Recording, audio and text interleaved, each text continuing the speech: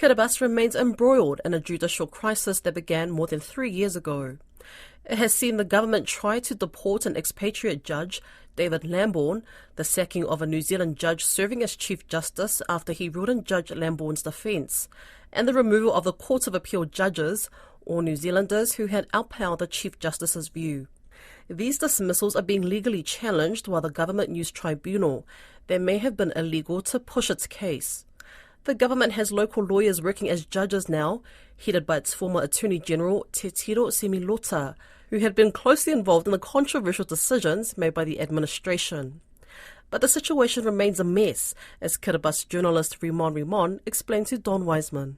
Yeah, I think it's really looking bleak for the future of Kiribati, especially in the judiciary, with the acting Chief Justice is still not been appointed as a substantive position. So what this means is that tenure of her position is not guaranteed, meaning anything can happen at any time. So basically, it looks like the president, the executive, is actually in control of everything with this respect, because assisting the acting Chief Justice are two commissioners appointed also by the president, and they also both have no security of tenure, and they can be removed at any time. This means that we don't have any absolute judicial independence in Kiribati at the moment, and so that's not looking very good for us. These commissioners have effectively become judges. Well, in that case, yes. So the president can appoint commissioners in a situation where there are no judges for certain reasons. But in this case, we know why there are no judges. They've been suspended for reasons that we've been talking about. They basically are experienced lawyers, but I think they are taking on this challenge from the president or the cabinet, so that the judiciary functions in some sort of capacity. And that's the arrangement. But I think that the worry here is that these commissioners, including the acting Chief Justice, they don't have any security of tenure. They can be removed anytime. So yes, they are. We on the ground, we see them going to the outer islands, trying to catch up with the mounting cases, especially in the High Court. That is progressing, but at the same time, I'm hearing people on the ground that it's been many years waiting for their cases to be heard or be appealed. The outcome of the cases appeals to come out. But at the moment,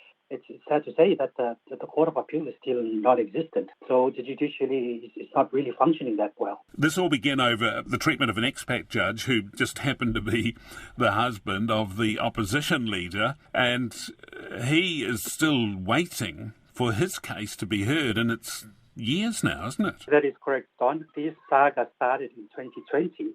I can recall this very clearly because I've been reporting on this on the ground. And at that time, the puny judge, David Lambourne, of course, he is an Australian, happens to be the husband of the current leader of opposition, Jesse Lambourne. So we think this is just more than personal, or maybe there is an agenda. But this all goes back until 2020 when this all started. The puny judge, David Lambourne, traveled overseas on an official business. I think one of the conferences he attended was, a gathering of all the judges. And little did he know that pandemic was around the corner, and the government was blocking his return back to Kiribati. And from that situation, it has escalated into the suspension of the Chief Justice, and it goes further into the suspension of the Court of Appeal judges. So it doesn't really look good, because all these well-esteemed, qualified, actually they appointed these judges, but now they're being replaced by an Attorney General whom they put on in the Chief Justice position, the very same person who's been the main architect in all their legal attacks against the puny judge David Lambourne and the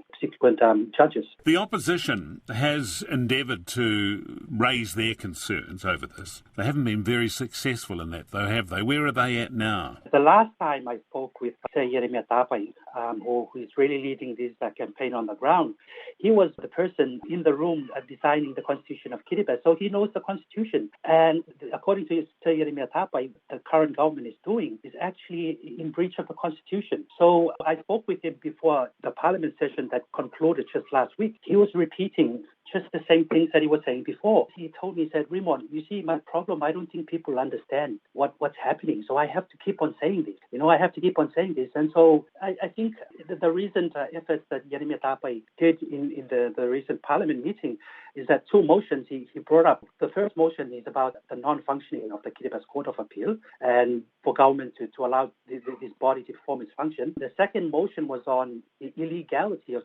the tribunal's composition. So this two motions, unfortunately, did not go.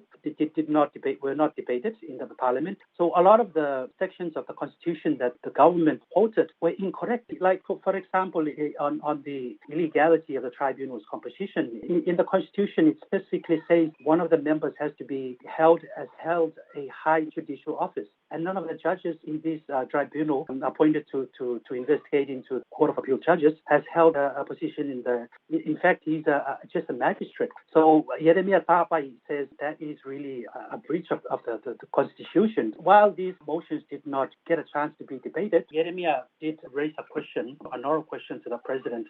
And the answer that the president gave was quite astonishing because it clearly shows that the Constitution was breached. So according to Jeremiah Tapai, he said that the words that the president used were oversight and given the benefit of doubt to explain why he did not respect the Constitution. So to come at this stage, after all these dramatic incidences of the suspension of the judges and the attempted deportation of the Judge Lamborn from Kiribati, very, very messy, and to come at this stage where the president says this is an oversight, I don't know how to interpret this, but I think this is not a good look on how things are being carried out by the government.